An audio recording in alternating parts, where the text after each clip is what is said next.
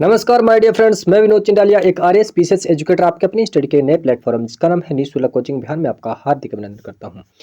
जी हाँ दोस्तों, मैं आज आपको बताऊंगा कि यूपीएससी प्री एग्जामिनेशन के लिए विजन आईएएस की जो पीटी 365 है, ठीक है, ये बहुत ही मोस्ट इंपॉर्टेंट है प्री एग्जामिनेशन के लिए माय डियर फ्रेंड्स, जिसके अंदर कंप्लीट करंट अफेयर्स दिया होता है। तो चलिए क्या है इसमें खास बात और इसके बारे में मैं आपको बताता हूँ। देखो, ये है इकोनॉमिक्स की पीटी 365 और इकोनॉमिक्स की पीटी 365 है जो अप्रैल 2022 से लेकर दिसंबर 2022 तक है, जो कि विजन आईएएस के द्वारा बनाई गई है। बहुत ही शानदार पीडीएफ है और इसके अंदर कंप्लीट एनालिसिस करके जो डाटा है वो तैयार किया जाता है, जो कि यूपीएससी के एग्जामिनेशन के लिए बहुत ही मोस्ट इंपॉर्टेंट है माय डियर फ्रेंड्स। मैं आपको बता दूं कि ये इकोनॉमिक्स की है और इसी प्रकार से पॉलिटिकल साइंस की भी है और वहीं साइंस टेक जो भी मैं आपको पहले बता चुका हूँ। यूपीएससी के जो 7 मेजर सब्जेक्ट होते हैं जो कि यूपीएससी प्री एग्जामिनेशन के अंदर आते हैं, उसके लिए काफ़ी इंपॉर्टेंट है माय डियर फ्रेंड्स।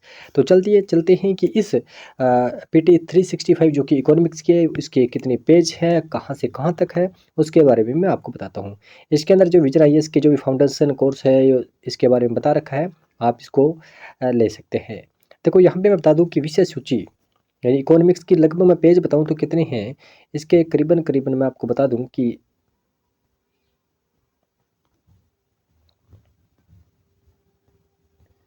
ये लगभग 158 यानी 160 पेज आप इसे मान सकते हैं। यानी 160 पेज के अंदर जो है अप्रैल 2022 से लेकर दिसंबर 2022 का जो है पीटी 365 में इसके अंदर जो है दिया गया है माय डियर फ्रेंड्स। तो चलिए शुरुआत करते हैं अपनी इसकी। तो इसके अंदर मैं आपको बता दूं कि अपना जो पहला जो लेसन जो रहने वाला है वो ये है कि समृद्धि विकास और गरीबी उन्मूलन यानी growth development and poverty alleviation. ठीक है, इसको अपने अच्छे से आज पढ़ेंगे माय डियर फ्रेंड्स। देखो, समृद्धि विकास गरीबी उन्मूलन। माय डियर फ्रेंड्स, फिर से मैं बता दूं कि यूपीएससी की जो भी स्टूडेंट्स तैयारी कर रहा है वो प्री एग्जामिनेशन जो कि आपको पता है कि 28 मई 2023 को है और उस प्री एग्जामिनेशन के अंदर सबसे खास बात यह है कि 100 जो क्वेश्चंस आते हैं उसमें अगर जो भी स्टूडेंट 50 से 60 क्वेश्चन अगर आसानी से कर लेता है तो वो अपना सेफ स्कोर मान सकता है मेरे फ्रेंड्स, क्योंकि प्री एग्जामिनेशन के अंदर 50 से 60 क्वेश्चन सॉल्व करना भी बहुत ही मुश्किल एक टफ कंडीशन होती है मेरे फ्रेंड्स। और 50 से 60 जो स्टूडेंट क्वेश्चन आसानी से अगर अटेम्प्ट कर लेता है तो वो प्री आराम से निकाल सकता है और उसके लिए पीटी 365 काफ़ी इंपॉर्टेंट माय डियर फ्रेंड्स मान जाती है। तो चलिए शुरू करते हैं। अपना पहला जो टॉपिक क्या है, समृद्धि विकास यानी ग्रोथ एंड डेवलपमेंट क्या होता है। देखो, इसके अंदर दे रखा है कि जीडीपी और जीवीए के मध्य अंतर। सबसे पहले मैं आपको बता दूं कि जीडीपी यानी ग्रोस डोमेस्टिक प्रोडक्ट और जीवीए यानी ग्रोस वैल्यू एडेड। ठीक है, अब देखो इसके अंदर कोई खास डिफरेंस नहीं होता है, जीडीपी ही जीडीपी होती है और जीडीपी ही एक प्रकार की जीवीए होता है। फॉर एग्जांपल मैं बता दूं कि कोई किसान है, देखो मैं बताता हूँ, किसान ने क्या है जीरो, मान लो मैं मान के चलता है अपने कि जीरो उसने इनपुट दिया और उसने क्या है 100 रुपये का गेहूँ मान लो उसने उत्पादन कर लिया। कितने का? 100 रुपये गेहूँ को उत्पादन कर लिया और उसने सेल कितने में कर दिया उसको 100 में उसको सेल कर दिया। ठीक है माय डियर फ्रेंड्स, और उस गेहूं को किसने खरीद लिया? जो भी अपने बिस्किट बर्गर जो ब्रेड वगैरह बनाते हैं उसने इसको खरीद लिया। ठीक है, और उसने कितने में खरीदा? 100 रुपये में इसको खरीदा और उसने कितने 200 रुपये में उसकी ब्रेड बनाकर उसने बेच दिया माय डियर फ्रेंड्स। ठीक है, और उसके बाद में क्या हुआ, इस ब्रेड को किसी होटल या फिर अनदर किसी ने खरीद लिया और उसको कितने 200 में उसने खरीदा और उसे 300 में उसको एक अनदर प्रोडक्ट के रूप में इसको सेल कर दिया। ठीक है माय डियर फ्रेंड, अब देखो इसके अंदर मैं आपको बताता हूँ जीवीए और जीडीपी क्या होती है। अब देखो इसके अंदर इसने 100 रुपये का खरीदा है और 200 रुपये का उसने बेचा है, तो ऑब्वियसली बात है इसका जो इनकम सोर्स की बात करें तो कितना आ जाती है मेरे पास 100 रुपये। और इसी प्रकार से इसने अगर 200 का खरीदा है और उसे 300 में बेचा है तो कितना 100 रुपये उसकी इनकम आ जाती है। अब देखो ये जो है ना लास्ट प्रोडक्ट, ठीक है, लास्ट वैल्यू आपको पता है जीडीपी के अंदर अपने काउंट करते हैं क्या लास्ट वैल्यू को, तो जीडीपी कितनी हो जाती है माय फ्रेंड्स, ये 300 रुपये हो जाती है। और जीवीए भी इसी प्रकार से होती है यानी ग्रोस वैल्यू एडेड, यानी प्रत्येक बार जितनी वैल्यू को ऐड किया जाता है ठीक है, वो एक GVA होता है। और GVA क्यों इम्पोर्टेंट है, क्योंकि इससे जो है कौन सा क्षेत्र, मान के चलो कि ये अपने आ जाता है कृषि क्षेत्र के अंदर आ गया मान लो, ठीक है, तो कृषि क्षेत्र के अंदर अगर ये अच्छे से इस प्रोडक्ट को बना रहा है, ठीक है, तो उसमें कोई दिक्कत नहीं आ रही है। यहाँ पे अपने मान के चलो कि ये एक औद्योगिक सेक्टर मान लो, ये कोई फैक्टर मैन्युफैक्चरिंग मान लो, जिसके अंदर ये क्या इसको एक 100 वाली चीज़ को 200 रुपये में कन्वर्ट करके बेच रहा है कोई प्रोडक्ट बनाकर, ठीक है, तो यानी इसके अंदर क्या डिफरेंस आ रहा है, क्या इस प्रोडक्ट को बनाने में उसमें कोई दिक्कत आ रही है, या इस पर कितना टैक्स लगाया जाए, कितना टैक्स नहीं लगाया जाए, तो उस चीज़ को जानने के लिए GVA ज़रूरत पड़ती है मेरे फ्रेंड्स। देखो टोटल GVA भी कितना हो गया, ये 300 हो गया, ठीक है, यानी कहीं ना कहीं आप देख सकते हैं कि GDP और GVA की जो वैल्यू है वो सेम ही नज़र आ रही है, मगर इसके मापांक यानी इसका जो अपने किसी भी चीज़ का जो है उसके उत्पादन क्षेत्र की जो अंदाज़ा लगाते हैं, यानी कौन सा सेक्टर मजबूत है और कौन सा वीक है, उसके लिए GVA काफ़ी इंपॉर्टेंट बन जाता है माय डियर फ्रेंड्स। तो चलिए इसके जो मानक है उसके अकॉर्डिंग अपने को क्या देखने को मिलता है।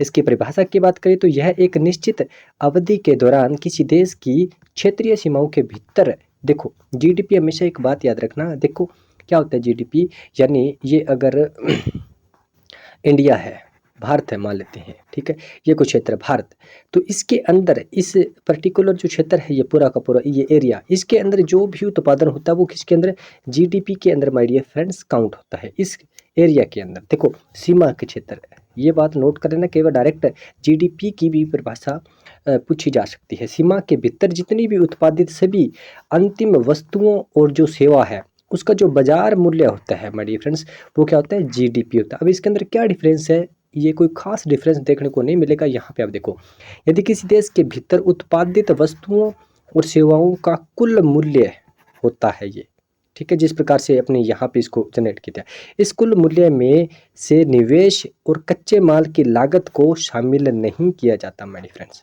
क्या है, अब देखो मैंने आपको बता चुका हूँ कि इसमें क्या कितना आपने निवेश किया था, ठीक है, इनपुट कितना डाला था, ठीक है, और कच्चे माल की जो लागत है उसको शामिल नहीं किया जाता, ठीक है। अब देखो मैंने यहाँ डायरेक्टली यहाँ पे देखो 100 रुपये आपको बताया था, ठीक है, और इसने 200 में इसको बेचा तो अपने पास कितना 100 रुपये का इसको लाभ हुआ, मगर इसके साथ इसकी मजदूरी भी लगती है, इसके साथ अनदर प्रोडक्ट भी तो यूज होते हैं, वो इसको ऐड नहीं करते हैं माय डियर फ्रेंड्स। तो वो क्या होती है कि GVA होती है, यानी सकल मूल्य वर्धित, यानी ग्रोस वैल्यू एडेड इसे कहा जाता है।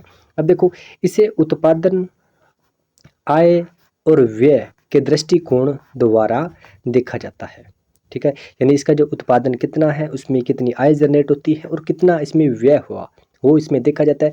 इसे उत्पादन पहुंच द्वारा मापा जाता है। इसके मतलब जो उत्पादन तक जो पहुंच होती है यानी आउटपुट रीच को ही नोट किया जाता है। GDP के लिए प्रोक्सी के रूप में उपयोग किया जाता है, यानी कहीं ना कहीं प्रोक्सीमेट वैल्यू निकालने के लिए भी GVA का यूज किया जाता है। एक बात मैं फिर से बता दूं कि अगर GDP क्या हो जाती है, कम होती है, तो सीधा साधा GVA पर फर्क पड़ेगा। क्या GVA पर फर्क पड़ेगा कि वो GVA का भी मान माय डिफरेंस कम होगा। तो चलिए इसकी आगे नेक्स्ट क्या डेफिनेशन इसमें ऐड किया गया है वो मैं बता देता हूँ। अब देखो GDP इसने क्या बोला है कि GDP और GVA में एक तकनीकी अंतर की बात करें तो क्या है, GVA अगर ग्रोस वैल्यू एडेड के अंदर अपने क्या है टैक्स, अब देखो GDP इक्वल टू GVA, अगर इसके अंदर मैं क्या है टैक्स को क्या कर दूं ऐड कर दूं, क्या है टैक्स को क्या कर दूं ऐड कर दूं, और जो भी सब्सिडी क्या है, जो भी सब्सिडी जो दी जाती है मेरे फ्रेंड उसी में क्या कर दूं सब्ट्रैक्ट कर दूं, यानी इसको घटा दूं, तो मेरे पास किसकी GDP का मान आ जाता है।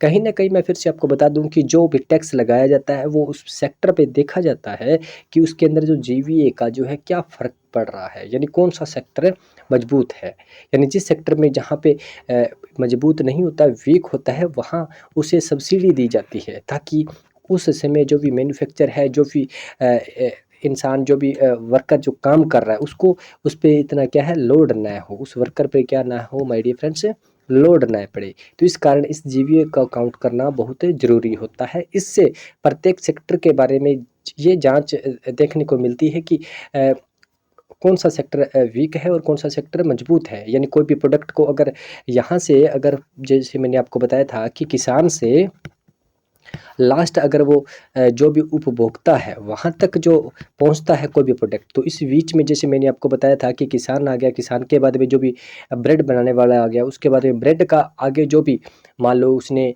सैंडविच बना दिया, कुछ बना दिया उसका, तो इन तीनों सेक्टर में वो देखा जाता है, यानी जीवीए काउंट किया जाता है, यानी कौन सा सेक्टर जो है वो इस काम को तो कर रहा है मगर उसे वास्तव में उसको इनकम जनरेट होती है या नहीं है। तो इसके लिए जीवीए काफ़ी इंपॉर्टेंट हो जाता है माय फ्रेंड्स। और जिस सेक्टर को यानी मान लो आज अगर ये जो यहाँ से अगर इसको मान लो ये ब्रेड बना रहा है, ठीक है, अगर उसको कोई भी इनपुट यानी कोई भी इनकम इसकी जनरेट नहीं हो रही है, तो कहीं ना कहीं इस पे उसको सब्सिडी दी जाती है मेरी फ्रेंड्स, ठीक है। इस प्रकार से इससे जीवीए एक ऐसा निर्धारित करती है, क्योंकि आपने देखा होगा कि बहुत सारी ऐसे प्रोडक्ट्स होते हैं जिसके ऊपर क्या है टैक्स ज़्यादा भी लगाती है गवर्नमेंट, और बहुत सारे टैक्स प्रोडक्ट ऐसे भी होते हैं जिस पर क्या है सब्सिडी भी दी है। तो वो काउंटिंग किसके द्वारा की जाती है? जीवीए के द्वारा ही उसको देखा जाता है हमारे फ्रेंड्स। अब देखो, जीडीपी किसी देश में समग्र आर्थिक वृद्धि के आंकलन हेतु अंतर्राष्ट्रीय स्तर पर स्वीकृत एक साधन है हमारे फ्रेंड्स, ठीक है। उत्पादन की तरफ से आर्थिक गतिविधि के क्षेत्रवार विवरण को मापने के लिए जीवीए का उपयोग किया। देखो मैं फिर से आपको बता दूं, देखो क्षेत्रवार की बात हो रही है, ठीक है। यानी जो प्रोडक्ट है, जो यहाँ से कच्चा माल, यहाँ से जो भी कच्चा माल है वो अंतिम उत्पाद जो बनता है उसके बीच के अंदर जो भी है, मान लो ये प्राथमिक सेक्टर है, उसके बाद मान लो सेकेंडरी सेक्टर है, या जो भी इस प्रकार के टोटल सेक्टर से वो जब गुजरता है तो कौन से सेक्टर में उसको बेनिफिट होता है, ठीक है, और कौन से सेक्टर में उसको बेनिफिट नहीं होता मगर वो ज़रूरी है, तो उस सेक्टर को क्या दी जाती है माय डियर फ्रेंड्स? सब्सिडी दी जाती है। तो ये जीवीए उसके लिए काफ़ी इंपॉर्टेंट होता है। देखो हाल ही में भारत की जीडीपी और जीवीए 2 के बीच अंतराल घट गया है। अब देखो भारत में जीवीए यानी ग्रोस वैल्यू एडेड, अब देखो मैं आपको सीधी सी एक और बात बता दूं कि जो जीडीपी है वो क्या बाजार का अंतिम मूल्य के अकॉर्डिंग ही उसको देखा जाता है, और जीवीए का जो एक आधार वर्ष देखा जाता है और उसके अकॉर्डिंग उसको काउंटिंग की जाती है। देखो मैं बताता हूँ, देखो 2015 से शिथिर मूल्य वर्धन जीवीए का आधार वर्ष जो दो क्या है डियर फ्रेंड्स, 2011-12 का प्रयोग किया जा रहा है। इसका प्रयोग भारतीय अर्थव्यवस्था के विभिन्न क्षेत्रों के उत्पादन के आंकलन हेतु एक प्राथमिक मापन के रूप में उपयोग किया जाता है। यह संयुक्त राष्ट्र की राष्ट्रीय लेखा प्रणाली 2008 के अनुरूप ही है माय डियर। नेक्स्ट हम बात करते हैं कि राष्ट्रीय लेखा प्रणाली के संयुक्त राष्ट्र सांख्यिकी आयोग जिसे बोलते हैं यूएनएससी के द्वारा अपनाए गए अंतर्राष्ट्रीय सांख्यिकी मानक का ये नवीनतम संस्करण है माय डियर फ्रेंड्स। और भारत में राष्ट्रीय सांख्यिकी कार्यालय जिसे अपने बोलते हैं एनएसओ, ठीक है, जीवीए के त्रैमासिक और वार्षिक अनुमान जो है वो जारी करता है, और वस्तुओं और सेवाओं को शामिल करते हुए इसे 8 व्यापक क्षेत्रों के तहत इसको माय डियर फ्रेंड्स बांटा गया है। वो भी मैं आपको बताता रहता हूँ भी कौन से 8 जो मापक है इसके। अब देखो ये है जीवीए के जो क्षेत्रक है वो कौन कौन से है। यहाँ से अगर हम बात करते हैं तो निर्माण है, यही लोक प्रशासन और रक्षा सेवाएं भी इसके अंदर शामिल होती है, कृषि, वानिकी और मत्स्य, ठीक है, खनन, उत्खनन, विनिर्माण, बिजली, गैस, जल आपूर्ति, अन्य सेवाएं, व्यापार, मोटर वाहन परिवहन, वित्तीय, रिटेल एस्टेट यानी पेशेवर सेवाएं, यानी जो कंप्लीट जो एक मानव जीवन के लिए जो प्रत्येक दिनचर्या मान लो या फिर उसका जो भी टाइमिंग है वो जहाँ पे वो यानी कोई भी जो मान लो एक प्रोडक्ट है वो किस किस कैटेगरी से जाकर वो लास्ट तक जाता है मेरे फ्रेंड्स, ठीक है। तो वो ये जो है इसके 8 मजबूत जो सेक्टर है जिसके द्वारा जीवीए को बांटा गया है मेरे फ्रेंड्स। अब देखो जीडीपी और जीवीए के मध्य कुछ कारण और है, अंतर और भी है वो मैं बता देता हूँ। देखो मूलभूत अंतर, गौरतलब है कि जीडीपी की गणना बाजार मूल्य पर की जाती है जबकि जीवीए की गणना शिखर मूल्य पर की जाती है। ये बात जरूर नोट कर लेना, क्योंकि जब भी क्वेश्चन आता है तो इस प्रकार से पूछा जाता है कि क्या जीडीपी, मान लो एक सिंपल सी डेफिनेशन दे दी जाती है कि जीडीपी की गणना बाजार मूल्य पर की जाती है जबकि जीवीए की गणना शिखर मूल्य पर की जाती है। ये मान लो एक सीधा स्टेटमेंट दे दिया, क्या ये गलत है? उपरोक्त में से बता दिया जाता है कि जीडीपी और जीवीए के अंतर को स्पष्ट करते हुए बताइए कौन सा कथन सही है और कौन सा कथन गलत है। तो ये बात आप अच्छे से नोट कर लेना कि जीडीपी बाजार मूल्य पर की जाती है बल्कि जीवीए जो है वो एक शिखर मूल्य पर की जाती है, ठीक है। जीडीपी और जीवीए के मध्य अंतर जो है ये पैदा करता है, ठीक है। अन्य कारण की बात करूँ, जब सब्सिडी अधिक और करों का संग्रह कम होता है तो जीडीपी और जीवीए ग्रोथ पिछड़ जाती है। इसे अब देखो मैं बताता हूँ, मैंने आपको फॉर्मूला बताया था क्या, GDP equal to GVA, plus में तो अपने क्या लगाते हैं टैक्स, और माइनस में क्या कर देते हैं इसको सब्सिडी। अब देखो क्या प्रभाव पड़ेगा, ये नॉर्मल पूछा जा सकता है कि टैक्स और सब्सिडी से जीडीपी पर क्या प्रभाव पड़ सकता है। अब देखो अगर टैक्स को क्या कर दिया जाए, बढ़ा दिया जाए, तो ऑब्वियसली बात है क्या, जीडीपी भी तो बढ़ेगी। और वहाँ अगर सब्सिडी को बढ़ा दिया जाए, क्या कर दिया जाए, सब्सिडी को बढ़ा दिया जाए, तो वो क्या है, जीडीपी क्या हो जाएगी, कम हो जाएगी, यानी जीवीए से उसका मान क्या हो जाएगा माय डिफरेंस, कम हो जाएगा। ये एक नॉर्मल जो है बात है।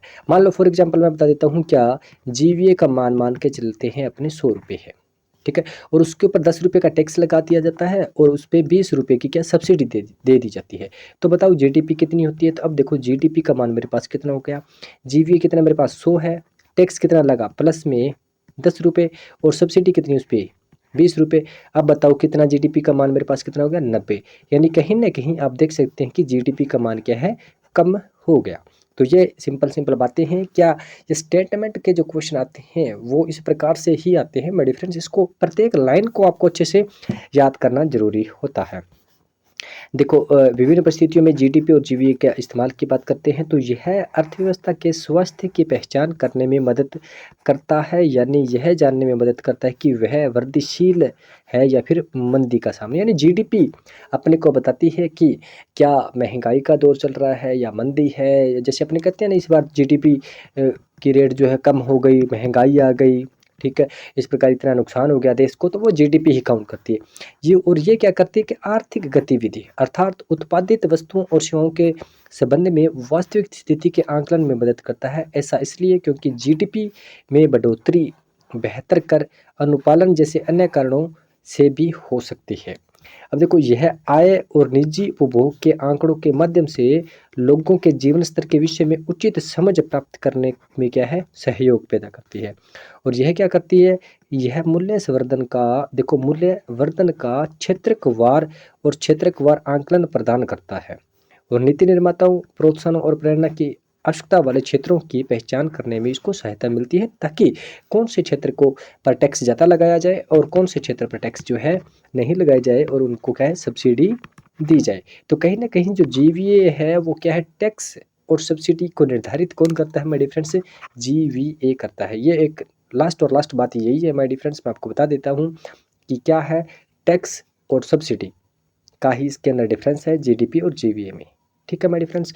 अब देखो नेक्स्ट क्या है, यह निवेश सरकारी खर्च निवल निर्यात जैसे विभिन्न मानकों के आधार पर देशव्यापी विश्लेषण है।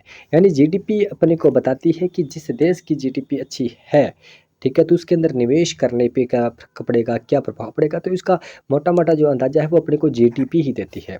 यह वैश्विक डाटा मानकों के आधार पर किसी क्षेत्र की उत्पादकता की पहचान करने में सहयोग करता है। इसे निवेशकों के आर्थिक प्रदर्शन के आधार पर विशेष प्रकार के निवेश संबंधी निर्णय लेने में मदद करता है, ठीक है। यानी मैं आपको बता दूं, जिस प्रकार से प्रत्येक सेक्टर के बारे में बताया जाता है क्या, कि कहाँ पे टैक्स लगाया जाता है। देखो मान लो जो सेक्टर काफ़ी मजबूत है तो उस पे क्या लगाया जाएगा, टैक्स लगाया जाता है, और जो सेक्टर काफ़ी वीक चल रहा है तो उसको क्या दी जाएगी, सब्सिडी, ताकि इसका जो क्या है सिस्टम जो है वो क्या है मेंटेन बना रहे माय डियर फ्रेंड्स। यानी अगर मान लो इस पर अगर टैक्स नया लगाया जाए और इसको सब्सिडी ना दी जाए, तो ये यहाँ तक ही पहुँचेगा, उसके लास्ट उपभोक्ता तक तो ये वैल्यू जो है कोई भी प्रोडक्ट वो नहीं पहुँच पाएगा माय डियर फ्रेंड्स, ठीक है। ये है इसकी जो जीडीपी और जीवीए के लिए जो खास बात माय डियर फ्रेंड्स। अब देखो सुर्खियों की बात करते हैं तो कहीं ना कहीं अब देखो हरित जीडीपी, ये क्वेश्चन माय डियर फ्रेंड्स आ सकता है। इसके लिए देखो सिंपल सी बात है कि जब बात आ जाए क्या हरित जीडीपी की, तो वहाँ बात होती है पर्यावरण की, ठीक है। अब देखो हरित जीडीपी यानी ग्रीन जीडीपी क्या है। हाल ही में भारतीय रिजर्व बैंक आरबीआई ने एक अध्ययन रिपोर्ट जारी की है। इस अध्ययन के अनुसार पारंपरिक जीडीपी की तुलना में हरित जीडीपी तेजी से वृद्धि कर रही है। अब देखो इसको मैं बताऊंगा अभी आगे इसमें कैसे क्यों वृद्धि कर रही है। देखो हरित जीडीपी, संयुक्त राष्ट्र संघ ने पहली बार 1993 में हरित जीडीपी का विचार किया, और हरित जीडीपी राष्ट्रीय आय की गणना में निम्नलिखित को शामिल किया। देखो राष्ट्रीय आय की गणना में देखो ये बातें शामिल की गई, कौन कौन सी, देखो एक तो पर्यावरणीय क्षरण, प्राकृतिक संसाधनों का ह्रास, और संसाधनों और पर्यावरण की बचत, ठीक है। यानी इन बातों को ध्यान में रखते हुए कोई भी जो है यानी जीडीपी यानी सिंपल सी बात है, कोई भी जैसे मान लो प्रोडक्ट है या कोई भी उत्पादन किया जाता है तो उनका प्रभाव यहाँ पर बहुत ही कम पड़ना चाहिए माय डियर फ्रेंड्स। ठीक है। तो अगर इसका प्रभाव ज़्यादा होगा, मान लो अपने प्रकृति को नुकसान ही पहुंचाए जा रहे हैं, तो अपने क्या है जीडीपी में तो ग्रोथ कर रहे हैं, यानी अपने को फायदा तो हो रहा है, मगर कहीं ना कहीं क्या है वो प्रकृति को तो नुकसान पहुंचा रहा है। ठीक है। मगर अब जैसे जैसे इन पे जिस प्रकार से ये बातें लागू कर दी गई है कि प्रकृति को और पर्यावरण को नुकसान न पहुंचे, तो वहाँ से जो पारंपरिक जीडीपी है, यानी अगर अपने पुराने टाइम की टेक्नोलॉजी की बात करें और अब के टेक्नोलॉजी की बात करें, तो कहीं ना कहीं जो अब जो है उस टेक्नोलॉजी के अकॉर्डिंग जो नया विस्तार हो रहा है माय डियर फ्रेंड्स, तो उस जीडीपी के अंदर भी अपने को विस्तार देखने को मिल रहा है, यानी वृद्धि देखने को माय डियर फ्रेंड्स मिल रही है। इसमें जीडीपी में कार्बन उत्सर्जन लागत, अपशिष्ट सर्जन की अवसर लागत, प्राकृतिक संसाधनों की कमी की समायोजित बचत को घटाना शामिल है। हरित जीडीपी को मापने के लिए भारत के प्रयास। अब देखो ये एक प्राइवेट या कंजेशन इन्वायरमेंट कंजेशन वर्क है, इस ये कोई खास ज़्यादा नहीं है। इसके लिए मैं एक छोटी सी बात बताऊंगा, वो आपको याद रखनी है माय डियर फ्रेंड्स। अब देखो इसके लिए आप क्या याद रखोगे। अब देखो भारतीय राज्यों और केंद्र शासित प्रदेशों के लिए हरित लेखांकन परियोजना शुरू की गई है। इसका उद्देश्य क्या है, पर्यावरण की दृष्टि से समायोजित राष्ट्रीय आय लेखाओं के लिए एक ढांचा तैयार करना है। ठीक है, ताकि जो प्रकृति है उस पर इसका प्रभाव कम से कम पड़े। अब देखो उत्तराखंड अपने 4 महत्वपूर्ण प्राकृतिक संसाधन जैसे वायु, जल, वन और मृदा को मौद्रिक मूल्य प्रदान करने वाला देश का प्रथम राज्य बन चुका है। कहीं ना कहीं देखो एक जीडीपी अपने एक मान सकते हैं कि अगर अपने पास धन है, ठीक है, अगर उस धन को अपने वायु, जल, वन, मृदा इसको भी क्या एक धन की भांति देखें, तो कहीं ना कहीं इसके अंदर भी तो बढ़ोतरी होना जरूरी है ना माय डियर फ्रेंड्स। यानी तो ग्रीन जीडीपी के अंदर भी बढ़ोतरी करना आवश्यक है, अपने पर्यावरण को बचाना भी जरूरी है माय डियर फ्रेंड्स। यानी ग्रीन जीडीपी को बचाना जरूरी है, यानी वायु, जल, वन और मृदा अगर संरक्षित है तो ये अपने ग्रीन जीडीपी में डेवलपमेंट की बात होती है, ताकि अपना फ्यूचर क्या रहे माय डियर फ्रेंड्स, अच्छा रहे। चलिए चलते हैं नेक्स्ट। आई थिंक आपको जीडीपी और जीवीए के बारे में मैं आपको बातें जो बता चुका हूँ वो आपने अच्छे से समझ ली होगी। मैं फिर से आपको रिपीट कर देता हूँ कि जीडीपी और जीवीए क्या है, कि जीडीपी इक्वल टू होता है जीवीए, प्लस में आपको टैक्स लगाना है और माइनस में आपको सब्सिडी करनी है। ठीक है माय डियर फ्रेंड्स। अब देखो इतनी सी ये फॉर्मूला आपको याद होना चाहिए, इस एक फॉर्मूले से आप कंप्लीट डेफिनेशन को सॉल्व कर सकते हैं। किसी भी प्रकार से कोई भी अपने स्टेटमेंट आ जाए, अगर इस प्रकार की स्टेटमेंट आ जाती है, क्या अगर टैक्स को बढ़ाया जाए तो क्या जीडीपी पर कोई फर्क पड़ सकता है, जीवीए के अकॉर्डिंग बिल्कुल फर्क पड़ सकता है। अगर टैक्स ज़्यादा होगा तो ऑब्वियसली बात है जीडीपी का मान भी बढ़ेगा। ठीक है, और जीवीए क्या है और जीडीपी क्या है, देखो जीडीपी जो है वो बाजार के अंतिम मूल्य के अकॉर्डिंग उसको जांचा जाता है, और जीवीए है जो उस पर क्या एक अपने निर्धारित एक वर्ष होता है, निश्चित वर्ष के अकॉर्डिंग ही जीवीए का मान जो है जांचा जाता है मेरे फ्रेंड्स। ये जो इसकी खास बातें हैं। ईकेसीसी का तर्क है कि आर्थिक विकास में प्रारंभिक चरणों में प्रदूषण स्तर और प्रति व्यक्ति आय के बीच एक सकारात्मक संबंध प्रतीत होता है। अब देखो सकारात्मक संबंध प्रतीत होता है। अब देखो प्रदूषण स्तर और प्रति व्यक्ति आय। अब देखो प्रति व्यक्ति आय का बढ़ने के साथ साथ कहीं ना कहीं प्रदूषण स्तर का भी बढ़ना एक स्वाभाविक है माय डियर फ्रेंड्स, क्योंकि दिनों दिन व्यक्ति क्या कर रहा है, वो अपनी आय को जनरेट करने के लिए वो प्रकृति के साधनों का दोहन दिनों दिन कर रहा है। तो ये बात कह रहा है कि प्रदूषण का स्तर भी बढ़ रहा है, तो प्रति व्यक्ति आय अगर बढ़ रही है तो कहीं ना कहीं प्रदूषण का स्तर भी देखने को मिल रहा है। यानी ये काफ़ी एक दयनीय कंडीशन भी मान सकते हैं अपनी इसको। ठीक है माय डियर फ्रेंड्स। यानी देखो फिर से मैं बता दूं कि ग्रीन जीडीपी की बात हो रही है, तो ये कहा जाता है कि अगर जल, वायु और मृदा, ठीक है, को भी अपने अगर जीडीपी का एक अंग मानना है तो उसका भी साथ में से करना जरूरी है मेरे फ्रेंड्स। चलिए चलते हैं नेक्स्ट। नेक्स्ट हम बात करते हैं कि मानव विकास रिपोर्ट यानी HDR, ह्यूमन डेवलपमेंट रिपोर्ट। ठीक है, और HDI यानी ह्यूमन डेवलपमेंट इंडेक्स की बात करें तो देखो यह सबसे महत्वपूर्ण बात है। कभी भी HDR या HDI की बात आ जाए तो आपको ये बात याद रखनी है कि इसके द्वारा ये UNDP के द्वारा जारी किया जाता है। ठीक है, तो अब देखो इसके तो 4 इसने एजेंडे दे रखे हैं, इसको तो आप ज़रूर याद रखना। देखो, असमानता समायोजित एचडीआई को पहले चेक किया जाता है। देखो, असमानता समायोजित एचडीआई। अब देखो, मानव विकास की 3 बातें जिसे बोलते हैं कि जीवन प्रत्याशा यानी जीवन जीने के प्रति आशा, और शिक्षा, और तीसरा प्रति व्यक्ति आय। औसत उपलब्धि को मापता है कौन? असमानता समायोजित विकास में डिफरेंस। इसे अच्छे से नोट कर लेना और ये बात हमेशा याद रख लेना। कई बार डायरेक्ट क्वेश्चन पूछा जाता है कि एचडीआई असमानता समायोजित के अंतर्गत जीवन प्रत्याशा, शिक्षा और प्रति व्यक्ति आय को मापा जाता है। बिल्कुल सही बात है, एचडीआई में इसको मापा जाता है। नेक्स्ट हम बात करते हैं कि जेंडर डेवलपमेंट इंडेक्स, यानी ये इसको भी मापा जाता है क्या?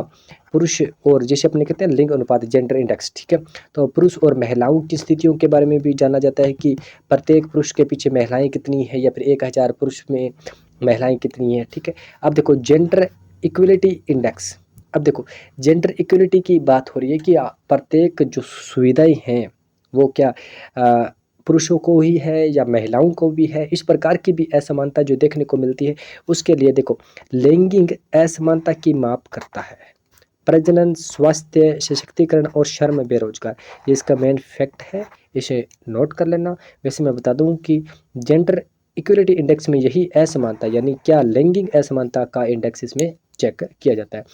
नेक्स्ट हम बात करते हैं क्या? बहुआयामी निर्धनता सूचकांक।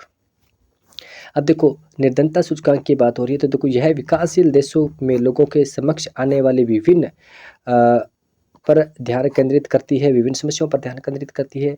इसमें जैसे स्वास्थ्य है, शिक्षा है और जीवन स्तर आदि, ठीक है। ऑब्वियसली बात है कि जो एक निर्धन देश है तो उसके स्वास्थ्य और शिक्षा और जीवन स्तर को डेवलप करना काफ़ी एक टफ कंडीशन हो जाती है माय डियर फ्रेंड्स। अगर ये अच्छी कंडीशन है तो कहीं ना कहीं जो एचडीआई है वो रिपोर्ट भी तो इम्प्रूवमेंट करेगी माय डियर फ्रेंड्स। अब देखो, हाल ही में यूएनडीपी ने 2021-22 के लिए मानव विकास रिपोर्ट जारी की है। रिपोर्ट के अनुसार इस संस्करण का शीर्षक यानी इसकी जो थीम है वो क्या है? अनिश्चित समय, अस्थिर जीवन, परिवर्तनशील विश्व में हमारे भविष्य को आकार देना। क्या है? अनिश्चित समय यानी कोई हमारे पास कोई निश्चित टाइम नहीं है, और अस्थिर जीवन कोई हमारे पास एक स्टेबल लाइफ भी नहीं है, और परिवर्तनशील यानी दिनों दिन जो है विश्व की जो कंडीशन है वो क्या परिवर्तनशील हो रही है, हमारे भविष्य को जो है आकार देना माय फ्रेंड्स। अन्य संबंधित तथ्य, मानव विकास लोगों की स्वतंत्रता और अवसरों को बढ़ाने, उनके कल्याण को बढ़ावा देने की एक प्रक्रिया है। इसे जो पहली बार है वो 1990 में प्रकाशित किया गया। ये बात भी नोट कर लेना। सबसे पहले कब? 1990 में माय डियर फ्रेंड्स इसे प्रकाशित किया गया। अब देखो, मैं फिर से बता दूं कि अपने अभी पढ़ चुके हैं कि इसके जो 3 सबसे बड़े आयाम जो होते हैं वो क्या होता है? जीवन प्रत्याशा, और दूसरा शिक्षा, और तीसरा प्रति व्यक्ति आय, ठीक है, प्रति व्यक्ति आय। अब देखो, गुणवत्ता का अगर देखो, अगर किसी की जीवन जीने की प्रत्याशा अगर अच्छी है और वो शिक्षित भी है और उसकी प्रति व्यक्ति आय भी अच्छी है तो वो क्या है? विकसित देश या विकसित एक पुरुष माना जा सकता है हमारे फ्रेंड्स। रिपोर्ट के मुख्य बिंदुओं पर एक नज़र और डाल लेते हैं। देखो, वैश्विक एचडीआई में गिरावट क्यों देखने को मिली? देखो, पहली बार इस सूचकांक में लगातार 2 वर्ष जैसे 2020 और 2021 में क्या गिरावट देखने को मिली है। अब देखो, यह गिरावट पिछले टाइम से काफ़ी ज़्यादा ये विपरीत कंडीशन में है। अब देखो बताता हूँ, इसमें भारत 191 देशों में कौन से स्थान पे है हमारे फ्रेंड्स? ये जरूर नोट कर लेना, 132वें स्थान पे है एचडीआई रिपोर्ट में, यानी ह्यूमन डेवलपमेंट इंडेक्स के अंदर भारत का जो स्थान है वो कौन सा? 132वां है।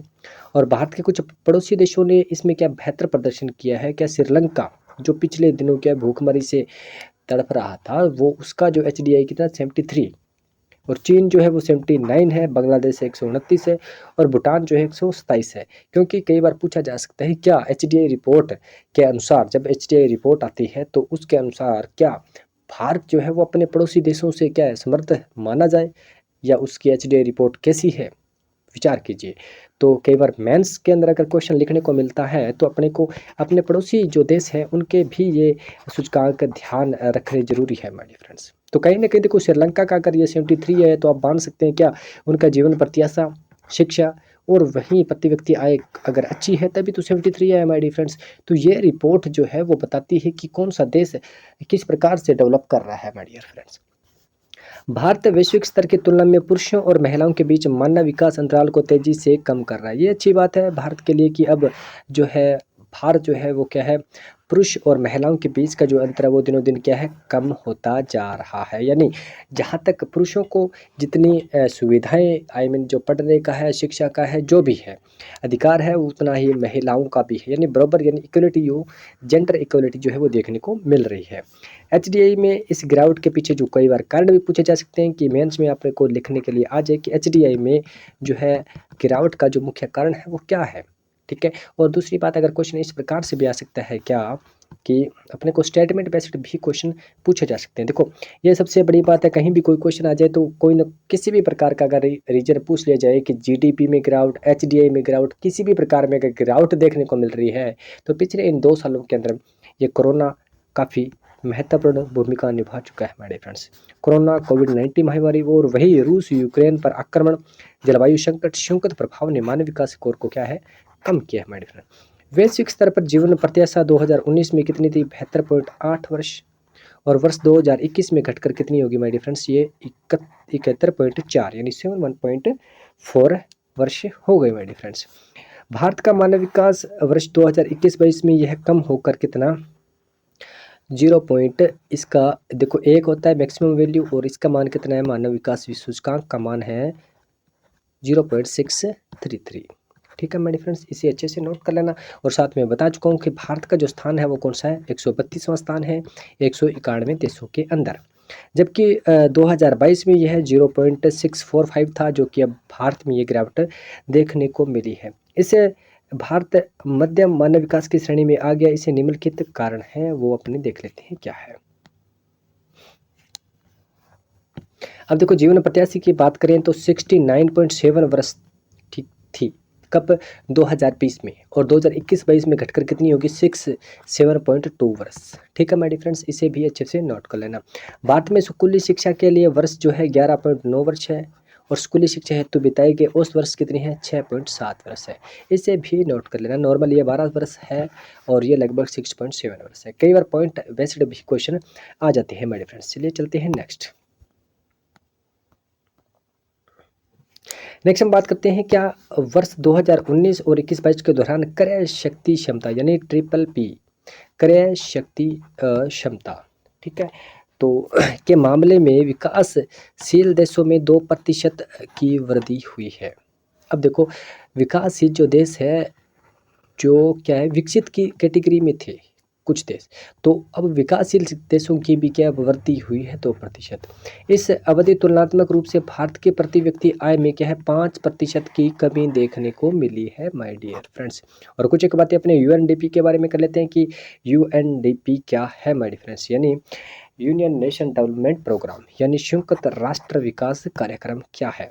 देखो उत्पत्ति की बात करें तो यह तकनीकी सहायता पर संयुक्त राष्ट्र ने एक विस्तृत कार्यक्रम किया था। 1949 में इसका गठन हुआ और संयुक्त राष्ट्र विशेष कोष 1958 में स्थापित के विलय से 1965 में ये स्थापित किया गया। बड़े फ्रेंड्स, सौंपे गए कार्य, यूएनडीपी को सौंपे गए कार्य में गरीबी समाप्त करना तथा लोकतांत्रिक शासन प्रणाली और विधि का शासन और समावेशी संस्थान स्थापित करना शामिल था। यानी प्रत्येक देश के बारे में जांचेगा कि वहाँ पर गरीबी क्या है, और गरीबी है तो उन देश के बारे में बताएगा भी अब हमारी रिपोर्ट के अकॉर्डिंग आपके देश के अंदर ये हमारे को कमियां देखने को मिल रही है।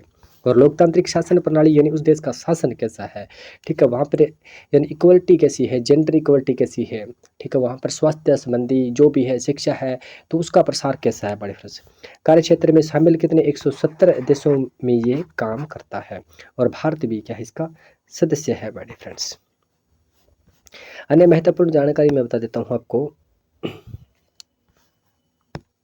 देखो अन्य महत्वपूर्ण जानकारी की बात करें तो यह अंतर्राष्ट्रीय विकास पर केंद्रित संयुक्त राष्ट्र की एक प्रमुख एजेंसी है। ये बात जरूर नोट कर लेना क्योंकि स्टेटमेंट के क्वेश्चन पूछे जाते हैं तो उस समय पूछा जाएगा कि